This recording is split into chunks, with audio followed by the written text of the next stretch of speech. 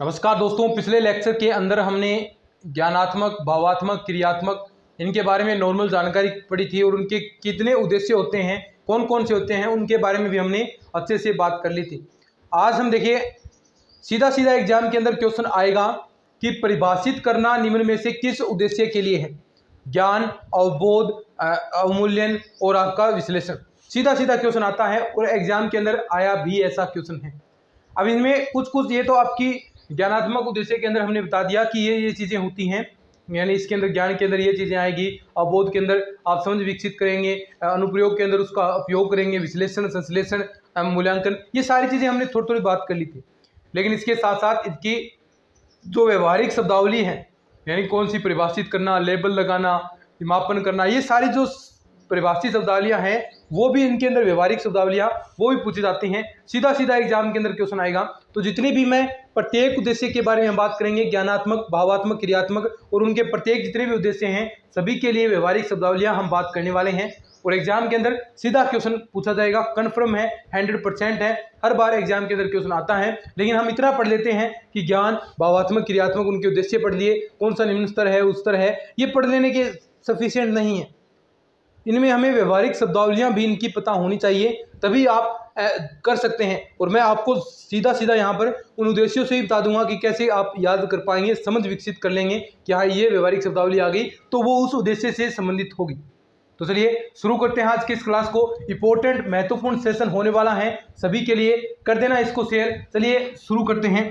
तो देखिए आपका आता है, सबसे पहले हम ज्ञानात्मक पढ़ रहे हैं, नंबर 1, उसमें नंबर 1 है, मान लीजिए हम संज्ञानात्मक पढ़ रहे हैं, मानना क्या है, पढ़िए ये रहे संज्ञानात्मक हम पढ़ रहे हैं और उसके अंदर सबसे पहला आपका है ज्ञान।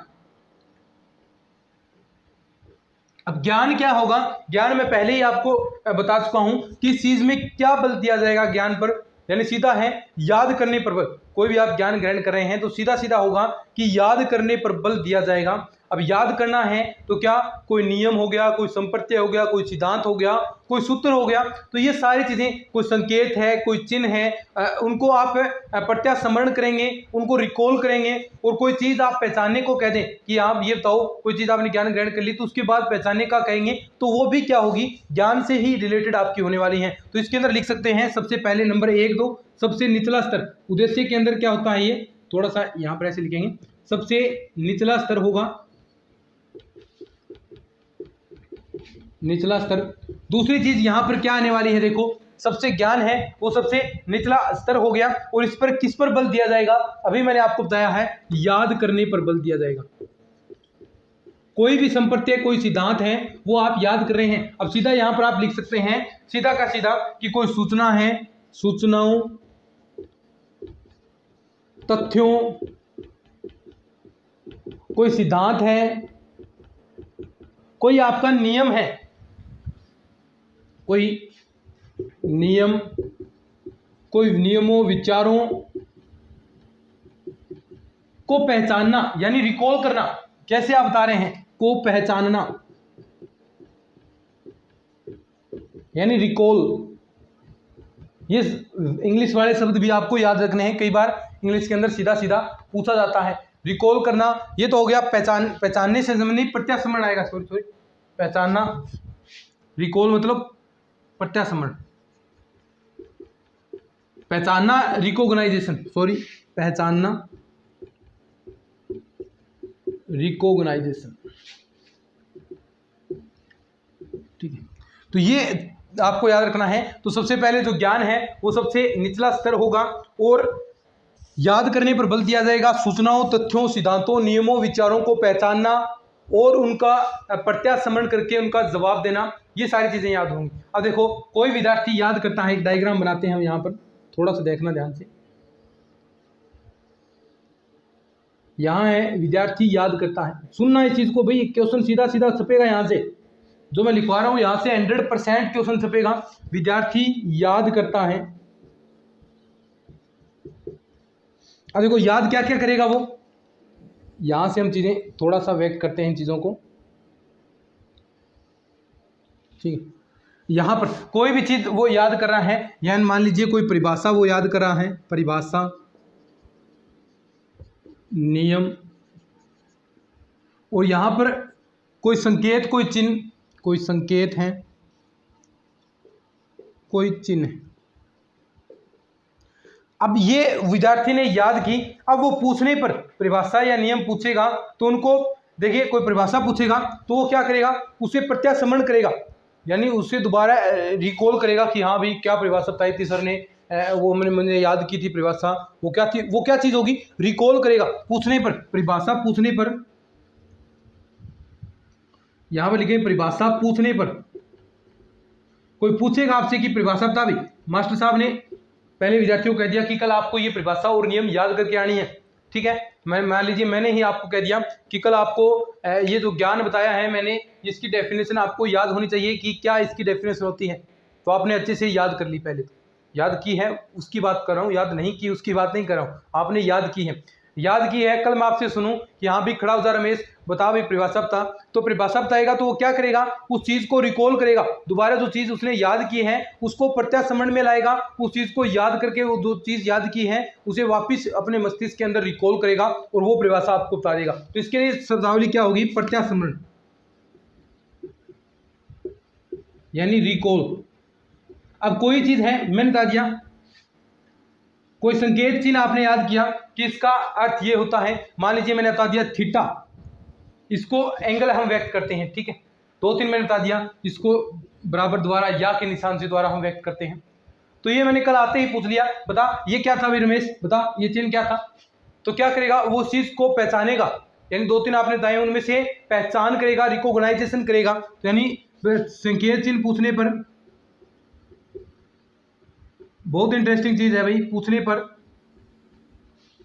उसकी पहचान करेगा, रिकॉग्नाइजेशन। ये सीधे सीधे एग्जाम के अंदर क्वेश्चन पूछे जाएंगे, कोई भी चीज का वो प्रत्यास्मरण करके रिकॉल करके बताता है तो वो क्या चीज होगी, ज्ञान से संबंधित चीज होगी, क्या होगी, ज्ञान से। सीधा सीधा एग्जाम के अंदर क्वेश्चन छपने वाला है भाई, यहाँ से 100% यहाँ से क्वेश्चन उठेगा, तो ये चीजें आपको याद रखनी है। तो ज्ञान क्या होता है, थोड़ा सा फोकस मैं देता हूँ इस चीज पर, सबसे निचला स्तर, ये भी क्वेश्चन बन सकता है, याद करने पर बल। ज्ञान में क्या आता है, सीधा सीधा कोई ज्ञान ग्रहण कर रहा है तो याद करेगा, याद करने पर बल होगा। सूचनाओं, तथ्यों, सिद्धांतों, नियमों, विचारों को प्रत्यास्मरण और पहचानना, ये सारी चीजें इसके अंदर आएगी। और ये बात भी मैंने आपको बता दी कि विद्यार्थी याद करेगा, कोई परिभाषा, कोई संकेत चिन्ह पूछने पर वो बताएगा तो प्रत्यास्मरण होगा, और संकेत और चिन्ह करेगा तो वो उसको पहचान सकता है। संकेत और चिन्ह है तो उनको रिकॉल थोड़ी ना करेगा, सामने आपके संकेत दे दिया, बता भाई ये किसका चिन्ह है, जेब्रा क्रॉसिंग का दे दिया, तो ये चीजें उसने संकेत चिन्ह पहले उनको पहचानेगा, जो चीजें उसने याद की हैं तो उन चीजों को पहचान कर बताएगा कि हाँ ये जेब्रा क्रॉसिंग है,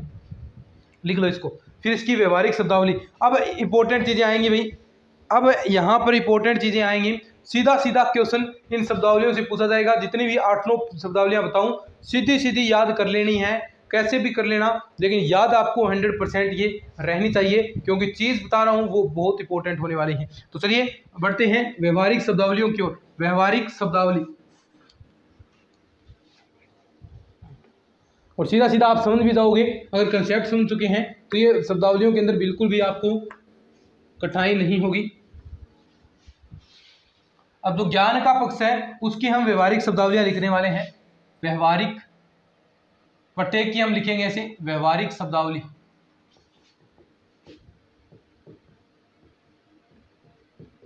सीधी सीधी नंबर 1, वही चीज जो मैंने बताई, प्रत्यास्मरण, रिकॉल।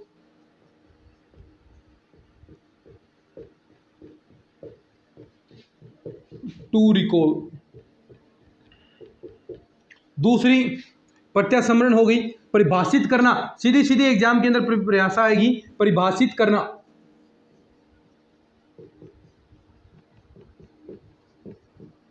नंबर 3, कथन, कोई कथन कह रहे हैं आप, कथन कहना, यानी कोई भी चीज का आप अगर कथन कह रहे हैं तो वो। नंबर 4 पर मैंने आपको बताई थी पहचान करना।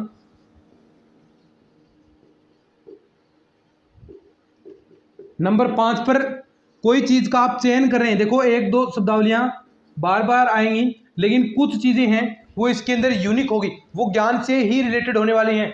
अब ऐसी कोई डेफिनेशन है वो, यानी व्यवहारिक शब्दावली, अवबोध के अंदर भी इनमें से कुछ आएगी, तो लेकिन जो यहाँ पर आपको याद क्या करनी है, जो यूनिक है, जो यूनिक है वो चीज़ें। अब देखो ये इससे ही जुड़ेगी, प्रत्यास्मरण करना, परिभाषित करना, कथन कहना, पहचान करना, ये सारी चीज़ें ज्ञान से ही जुड़ने वाली हैं। तो ये 5 हो गई, चयन करना।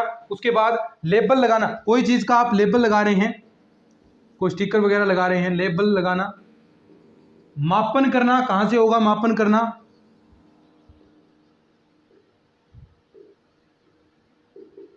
और नंबर 8 लास्ट में रेखांकित, कोई चीज को आप रेखांकित कर रहे हैं, कैसे कर पाओगे, बिना ज्ञान के थोड़ी ना कर पाओगे, रेखांकित करना। तो ये भाई 8 आपकी शब्दावलियां हैं, ये 8 की 8 आपको याद रखनी है। दोबारा सुन लो, प्रत्यास्मरण करना, रिकॉल करना किसके अंदर आएगा, ज्ञान के अंदर।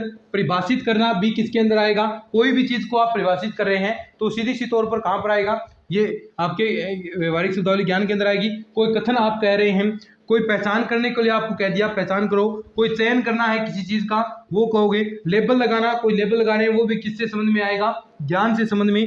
चयन मापन करना वो भी ज्ञान, रेखांकित करना वो भी आपका ज्ञान। तो ये सारा ज्ञान ज्ञान ज्ञान हो गया भाई आपका। ठीक है, आगे बढ़ते हैं। दूसरा हम बात करेंगे अवबोध को लेकर, अवबोध समझ।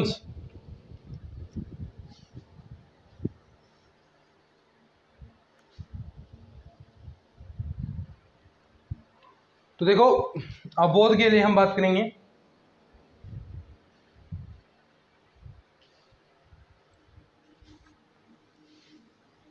पहला ज्ञान हो गया कि सीधा आपने याद कर लिया। अवबोध हो गया समझ विकसित करना, कोई ज्ञान आपने ग्रहण किया है उसके प्रति समझ विकसित करना। अब कोई ज्ञान नहीं है तो अवबोध नहीं हो सकता। अब कोई जो सबसे पहली सीढ़ी है वही आपको नहीं है तो अवबोध नहीं हो सकता।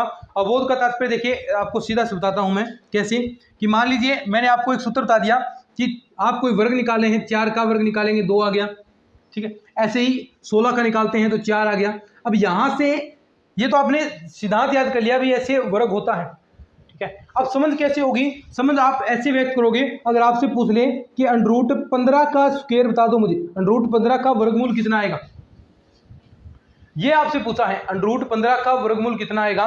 तो ये तो देखिए आपने सूत्र याद किए हैं कि पूर्ण वर्ग है तो ऐसे आएगा। तो इसके अलावा भी आपको पता होना चाहिए कि कैसे √15 का कितना होगा, कि 3 पॉइंट कुछ आएगा भाई, 3 पॉइंट कुछ आएगा, 3.7585 इस प्रकार चीजें आने वाली हैं। तो ये सारी किसके अंदर आएंगी, अवबोध के अंदर। उस ज्ञान तो ग्रहण किया उसके साथ साथ उसके अंदर ये समझ भी विकसित हो गई, ये समझ भी विकसित हो गई, अवबोध। ये क्या होगा आपका अवबोध, ये आपके अंदर समझ विकसित हो गई है। दूसरा बात यही हम करते हैं, अवबोध समझ विकसित करना।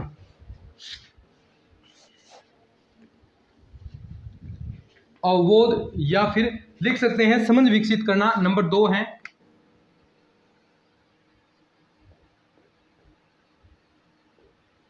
अवबोध दूसरा आ गया, एक प्रकार से यहां लिख सकते हैं समझ विकसित होना।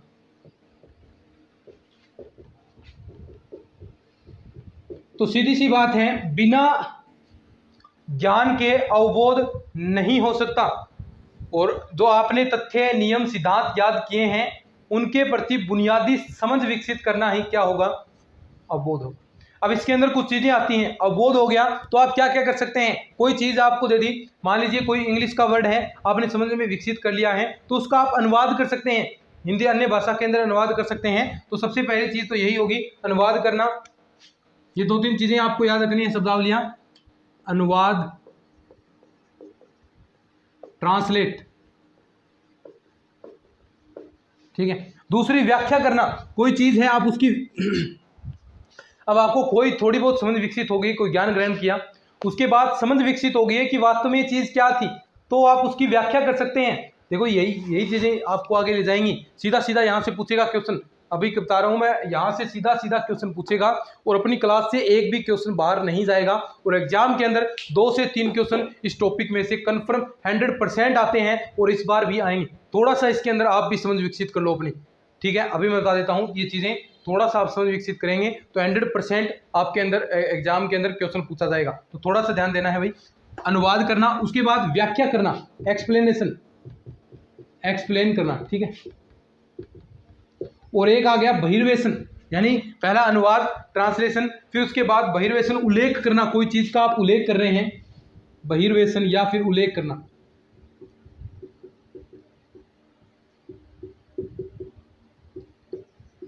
यानी उल्लेख करना क्या होगा, यानी कोई आपने पूर्व में संप्रत्यय को याद किया है, उसके आधार पर ही कोई आप आगे अनुमान लगा रहे हैं। यानी जैसे आप बता सकते हैं कि आपको आंकड़े दिए गए हैं कि 1990 से 2000 के बीच, 1990 और 2000 के बीच में इस दशक के अंदर आपकी आय है वो बढ़ी थी। फिर आगे लगातार 2000-2010 के बीच में आय बढ़ी, 2010 से 2020 के मध्य आय बढ़ी। तो ऐसे अनुमान लगा सकते हैं कि 2020 और 2025 के मध्य भी आपकी आय बढ़ने वाली है। तो ये जो ऐसा अनुमान लगा लेता है, ऐसा कोई उल्लेख करता है, उसी बहिर्वेशन या फिर उल्लेख करना, एक्सप्लेनेशन आप कह सकते हैं। तो ये आपकी तीन चीज होंगी।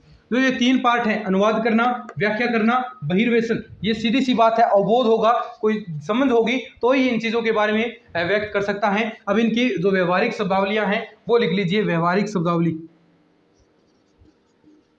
व्यवहारिक शब्दावली सभी की एक साथ लिखवा देता हूं मैं,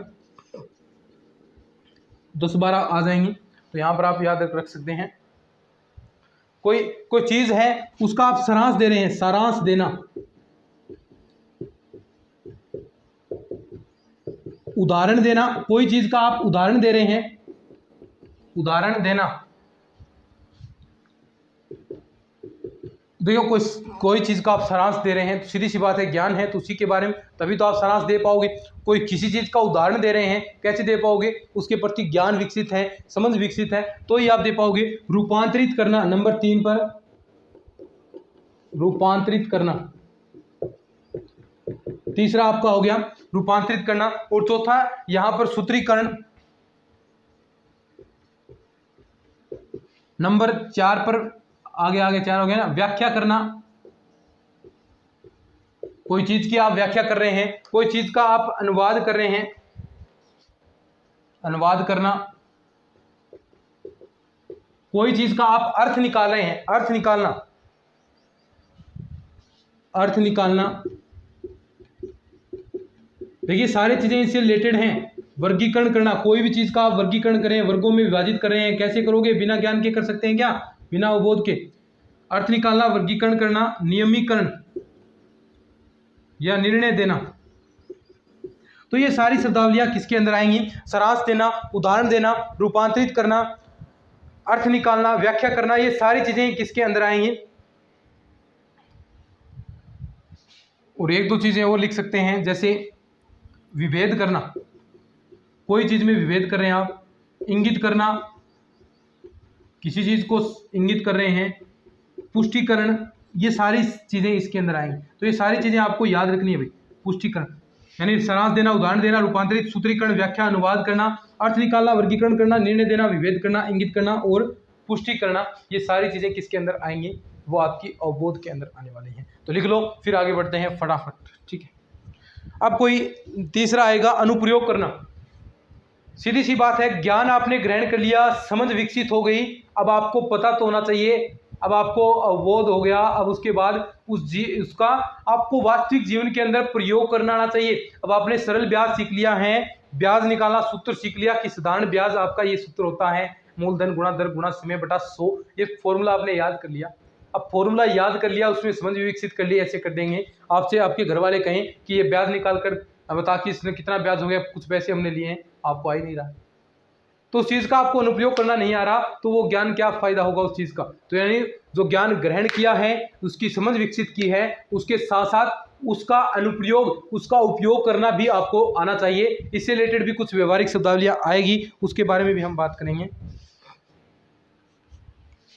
अनुप्रयोग करना नंबर 3, ये चीजें याद रख लेना भाई, वास्तव में महत्वपूर्ण होगी। और कोई भी आपको ये चीजें नहीं करवाएगा, 100% मैं दावे के साथ कह सकता हूं। कोई भी अगर आपको यहाँ पर, चाहे आप कोई ऐप लेयर का है, कोई ऑफलाइन क्लासेज है, वहां पर ये चीजें नहीं करवाई जाएगी, सीधा एक दो चीजें बताकर कह देगा, लेकिन क्वेश्चन यहाँ से उठेंगे एग्जाम से, निश्चित तौर पर मैं कह सकता हूँ आपसे। तो थोड़ा सा इनको ध्यान से समझ लेना। आगे आता है अनुप्रयोग करना। क्या आएगा, अनुप्रयोग करना। नंबर 3 पर अनुप्रयोग करना,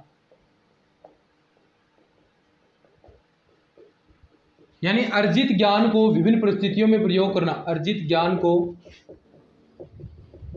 विभिन्न परिस्थितियों में प्रयोग, विभिन्न परिस्थितियों में प्रयोग करना, सीधा सीधा क्वेश्चन यहाँ पर पूछा जाएगा। तो इसकी सीधी सीधी आपको व्यवहारिक शब्दावली ही याद रखनी है।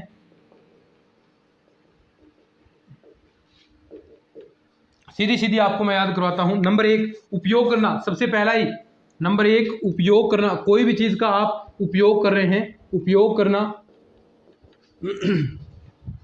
कोई चीज आपको ज्ञान समझ में विकसित हो गई, उसका ज्ञान ग्रहण कर लिया, उसके बाद आप कोई चीज में संशोधन करना चाहते हैं, उसका अनुप्रयोग करना, उसका उपयोग करना आता है, तो ही तो आप संशोधन कर सकते हैं। तो नंबर 2 संशोधन करना, संशोधन।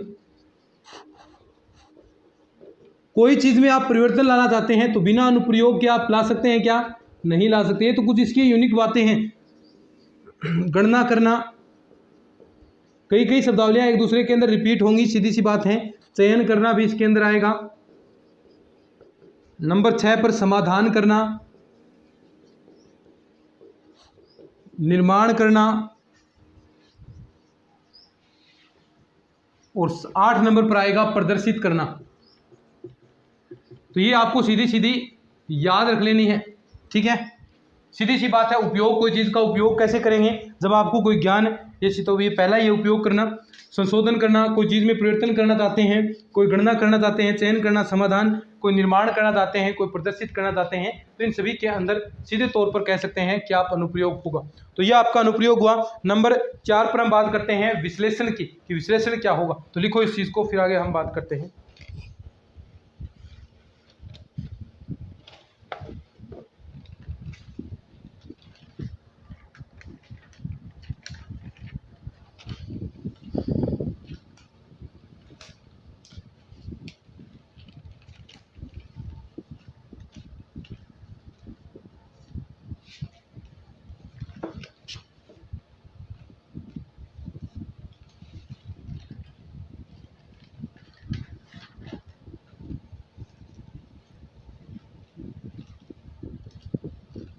ठीक है।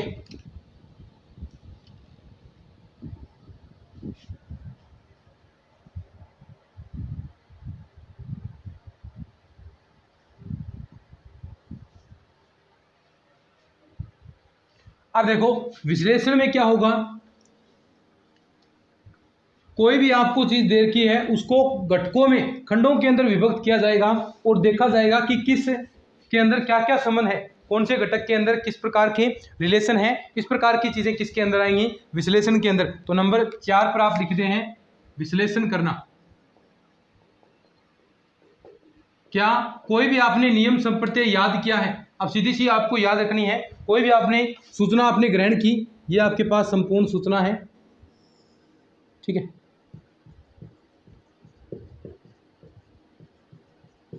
अब क्या होगा, अब इसे अंशों के अंदर, घटकों के अंदर विभक्त करना है और देखना है कि किसके अंदर क्या रिलेशन है। ये अंश हमने कर दिया, ये भी अंश हमने कर दिया, यानी इनके बीच में ऐसे रिलेशन चल रहे हैं। यानी घटकों के अंदर विभक्त करना, सीधी सी बात हम कह सकते हैं। और ये चेक करना है कि कौन से वाले के अंदर क्या क्या रिलेशन है। ये चेक करना, घटकों के अंदर विभक्त कर लिया संपूर्ण सूचना को, और ये हम चेक करेंगे कि कौन से घटक के अंदर किस प्रकार का संबंध है, ये किस संप्रत्यय से आपस में जुड़े हुए हैं। तो ऐसी जो चीजें होंगी वो विश्लेषण विधि के अंदर होंगी। अब सीधा सीधा हम व्यवहारिक शब्दावली पर आते हैं कि इसके अंदर व्यवहारिक शब्दावलियां क्या होगी। तो ये होगी ना, थोड़ी थ्योरी है, मैंने लिखवा रखी है नोट्सों के अंदर, तो वो नोट्स देख लेना भाई, ठीक है। जो बोला है वो थ्योरी के रूप में भी लिख रखा है। मेन चीज है व्यवहारिक शब्दावली, वही चीजें आपको याद रखनी है। व्यवहारिक शब्दावली सीधे तौर पर नंबर 1 पर आप याद रखेंगे। कोई चीज का आप विश्लेषण कर रहे हैं तो नंबर 1 विश्लेषण करना, विश्लेषण करना। नंबर 2 विभेद करना।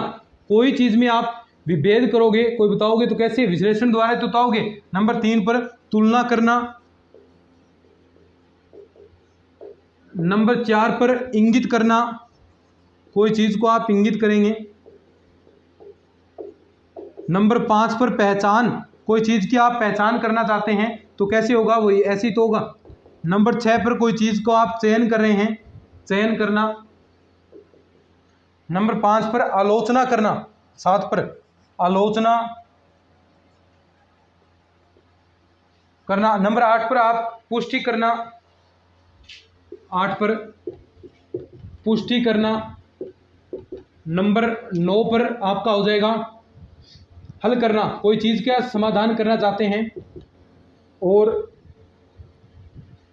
विश्लेषण, विभेद, तुलना, इंगित, पहचान, चयन, आलोचना और कोई चीज़ पुष्टि करना, हल करना। नंबर 10 पर निष्कर्ष निकालना, कोई चीज़ का आप निष्कर्ष निकाल रहे हैं, निष्कर्ष निकालना। तो ये सारी शब्दावलियाँ किसके अंदर आएंगी? कोई चीज़ का आप विश्लेषण कर रहे हैं, विभेद कर रहे हैं, तुलना कर रहे हैं किसी चीज़ में, किसी चीज़ को इंगित करके बता रहे हैं। देखो कई शब्दावलियाँ बार बार रिपीट हो रही हैं, इंगित करना पहले भी आ चुका है, तो ये अवबोध के अंदर हमने बताया था, तो वहाँ भी चीज़ें आएगी, पहचान करना, चयन करना, आलोचना करना, पुष्टि करना, हल करना, निष्कर्ष निकालना। तो ये सारी चीज़ें किसके अंदर आएंगी? आपके विश्लेषण के अंदर आएंगी। अब बात करते हैं अपन संश्लेषण में। संश्लेषण में सीधा सीधा होगा, कोई छोटे छोटे संपत्तियों से आप कोई चीज़ बना रहे हैं। बस अब लास्ट चीज़ें चल रही हैं इसके अंदर। देखिए संश्लेषण करना, कोई भी आप अद्वितीय चीज़ का निर्माण कर रहे हैं, छोटी छोटी जो ज्ञात चीज़ें हैं उनसे आप कोई चीज़ बना रहे हैं, संश्लेषण करना। नंबर 5 पर संश्लेषण करना।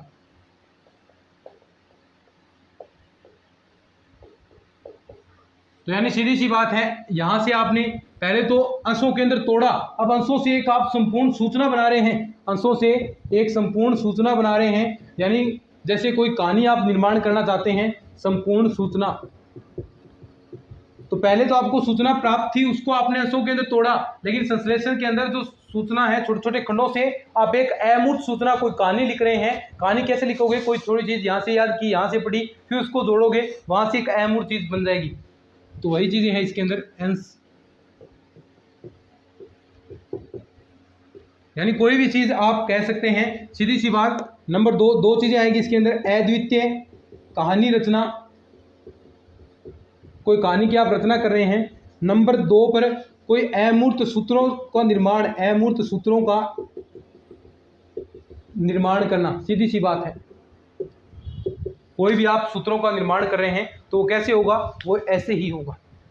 ठीक है, समझ चुके हैं, अंशों से ज़्यादा कोई खास चीज़ नहीं है। अब इसके हम बात करते हैं इसकी व्यवहारिक शब्दावली की। वो चीज़ें याद जरूरी है, व्यवहारिक शब्दावली याद रखना। कोई चीज़ आप ज्ञान संगठित कर रहे हैं तो इसके अंदर ही आएगा व्यवहारिक शब्दावली। कोई चीज़ नंबर 1 संगठित करना,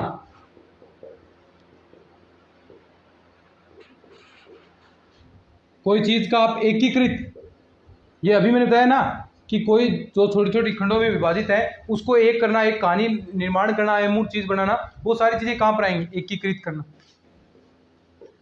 कोई सामान्यीकरण, सामान्यीकरण, कोई संबंध आप जोड़ रहे हैं, संबंध कहाँ से जुड़ेंगे? यहीं से तो जुड़ेंगे। कोई सिद्ध करना, सिद्ध करना संप्रत्यय भी कहाँ से आएगा? यहाँ से आएगा। नंबर 6 पर सारांश, कोई चीज़ का आप सारांश दे रहे हैं, कोई चीज़ का आप संक्षिप्तीकरण कर रहे हैं, संक्षिप्तीकरण, संक्षिप्तीकरण करना। नंबर 8 पर सुनिश्चित करना,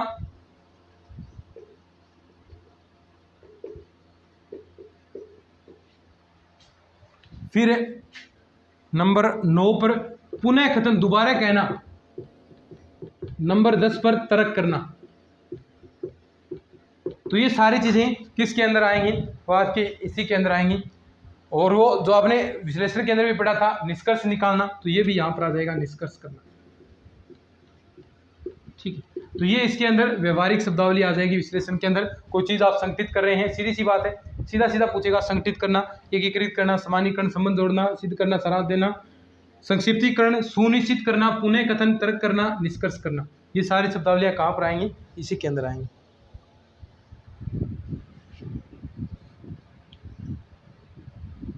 ठीक है, लिखो। अब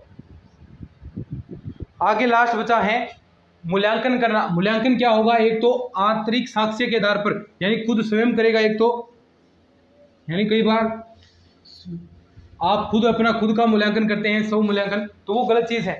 यानी खुद का कोई भी अच्छे अंक, सभी अपने आप को अच्छे ही अंक देंगे, बस गलती अपनी नज़रअंदाज करेंगे, बोलिए ये तो हो गया, बस ऐसा था, यानी ये तो सही था, मैं ये करना भूल गया।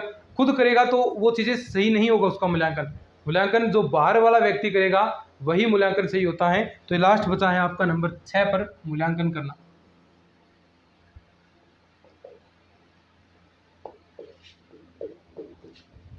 यानी मूल्यांकन हो गया आपका दो आधार पर, एक तो आंतरिक साक्ष्य के आधार पर, आंतरिक साक्ष्य के आधार पर, इंटरनल एविडेंस,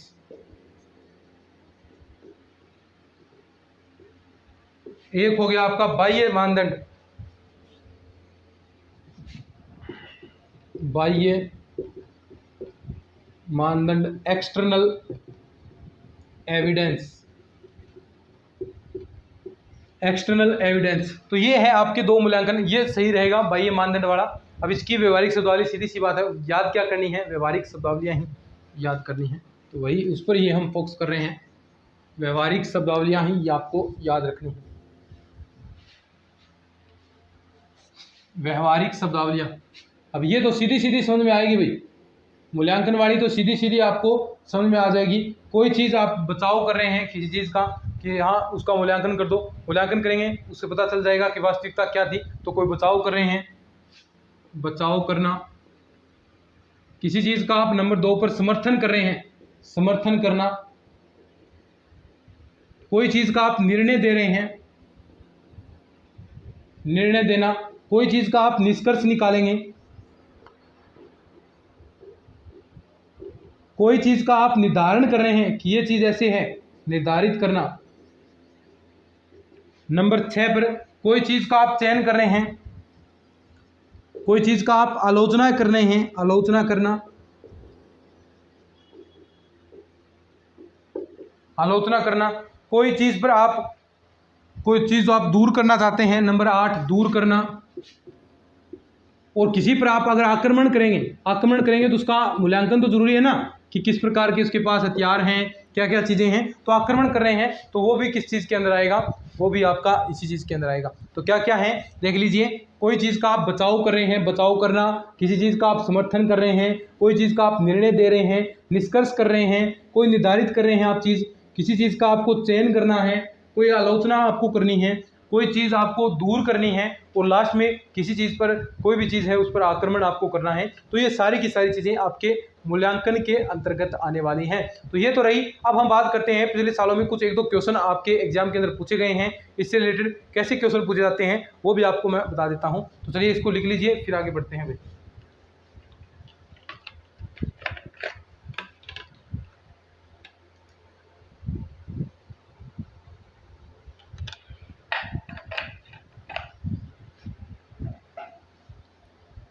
एक दो क्वेश्चन हम करने वाले हैं।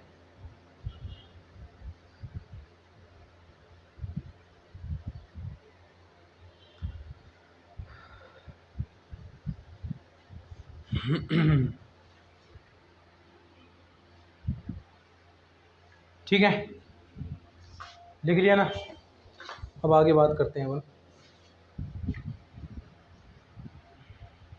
लिख लो थोड़ा थोड़ा।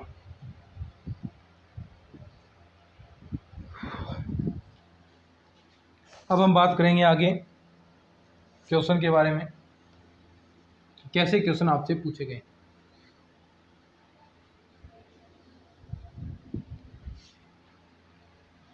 क्वेश्चन है इस प्रकार, देखिएगा कि सीधा सीधा दिया है परिभाषित करना।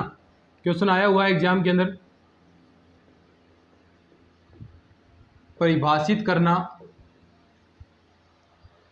कार्य सूचक क्रिया किस उद्देश्य से संबंधित है, कार्य सूचक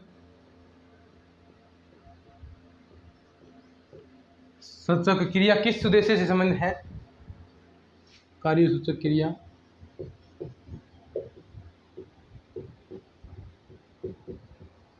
उद्देश्य से संबंधित है।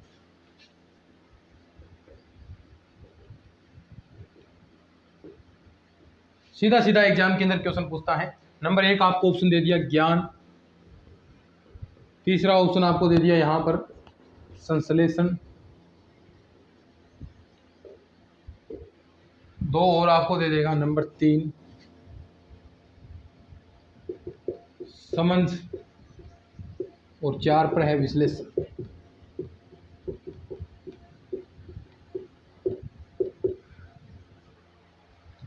तो ये है भाई क्वेश्चन, देख लो अच्छे से।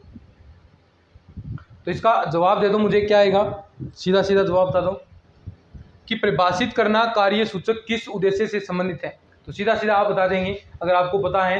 ये मैंने व्यवहारिक शब्दावली अभी बताई आपको, अगर ये याद आप कर लोगे ना, देखो अभी तो याद नहीं हुई होगी, पर घर पर आप आराम से इन चीज़ों को याद कर लेना, बार बार प्रैक्टिस करना, तो ये आपको याद हो जाएंगी। तो किससे संबंधित होगा, ज्ञान से संबंधित।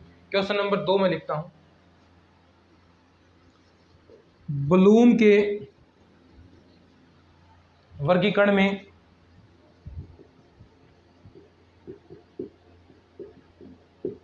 ज्ञानात्मक पक्ष के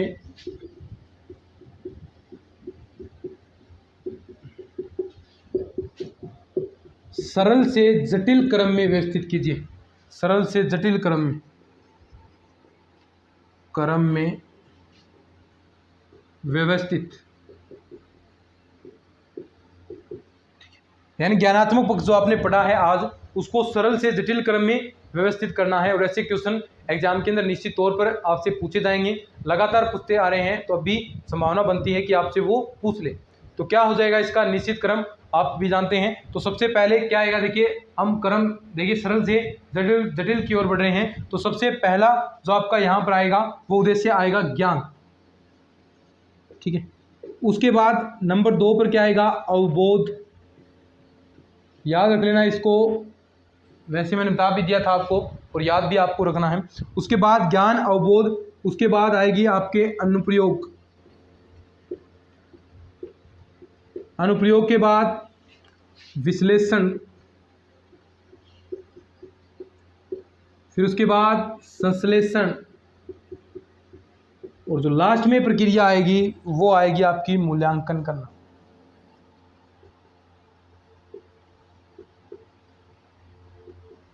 क्या आएगा, मूल्यांकन करना। तो ये है भाई आपका क्रम, ज्ञान, अवबोध, अनुप्रयोग, विश्लेषण, संश्लेषण, और उसके बाद लास्ट में आपका बचता है किसी चीज़ का आप मूल्यांकन कर रहे हैं। मूल्यांकन करना किसके अंदर आएगा, ये जो आपका क्रम है वो सरल से जटिल है, हो सकता है वो जटिल से सरल का क्रम भी पूछ ले, तो जो भी पूछे वो आपको जवाब दे देना है। तो ये है ब्लूम वर्गीकरण में ज्ञानात्मक पक्ष के उद्देश्यों का सरल से जटिल क्रम में आपने व्यवस्थित कर दिया। अब एक लास्ट क्वेश्चन और करते हैं, ठीक है, लिख लिया ना, एक क्वेश्चन लिख लो, साथ में थोड़ा बहुत लिखना चाहते हैं, ठीक है। चलिए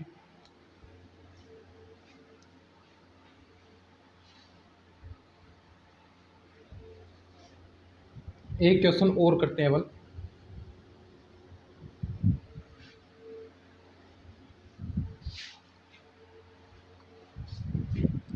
क्वेश्चन है ऐसा कुछ इस प्रकार आपके सामने है। क्वेश्चन है कि ज्ञानात्मक पक्ष से संबंधित उद्देश्य नहीं है, ज्ञानात्मक पक्ष से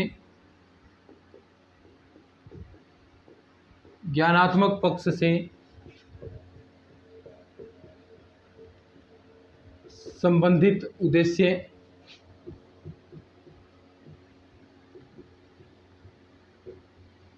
नहीं है, ज्ञानात्मक पक्ष से संबंधित उद्देश्य नहीं है। तो आपके कुछ इस प्रकार ऑप्शन हैं, ऑप्शन भी मैं लिख देता हूं। नंबर 1 ज्ञान, अनुक्रिया, समझ, 4 पर आ गया मूल्यांकन। कोई भी ऑप्शन बना सकता है, आप बना लीजिए, बता दो। ज्ञान से संबंधित उद्देश्य नहीं, सीधा सीधा आपसे पूछा गया है कि ज्ञान से संबंधित कौन सा उद्देश्य नहीं है। तो आप बता देंगे कि देखिए ज्ञान भी आपका होता है, मूल्यांकन करना भी उसमें आपका आएगा, और समझ यानी से आप अवबोध भी कह सकते हैं, तो अवबोध भी आपका उसके अंदर है। तो बचा कौन सा, ये बचा है अनुक्रिया। अनुक्रिया कहाँ पर आएगा, जो भावात्मक पक्ष है, भावात्मक पक्ष है उसके अंदर अनुक्रिया आने वाले हैं। तो अनुक्रिया करना भावात्मक पक्ष से रिलेटेड है, तो ये आपका आंसर सही हो जाएगा। तो ऐसे क्वेश्चन आपसे पूछ सकते हैं ज्ञानात्मक उद्देश्य से संबंधित में। तो ज्ञानात्मक हमने अच्छे से पूरा बिल्कुल कंप्लीट कर लिया है, एक भी क्वेश्चन आपका गलत नहीं होगा। जिस तरह मैंने आपको पढ़ाया है उस तरह आपने पढ़ा है। तो अब रही बात ज्ञान के बाद में आता है भावात्मक पक्ष, वो हम पढ़ेंगे नेक्स्ट क्लास के अंदर। फिर आपका उसी क्लास में शायद हम स्टार्ट कर दें क्रियात्मक पक्ष, तो वो हम नेक्स्ट क्लास में वो भी हम पढ़ने वाले हैं। तो चलिए, अगर ये लेक्चर आपको अच्छा लगा है तो इसको शेयर कर देना, चैनल को भी सब्सक्राइब कर लेना, क्योंकि बहुत ज़्यादा महत्वपूर्ण चीज़ें आपको यहाँ पर मिलने वाली हैं।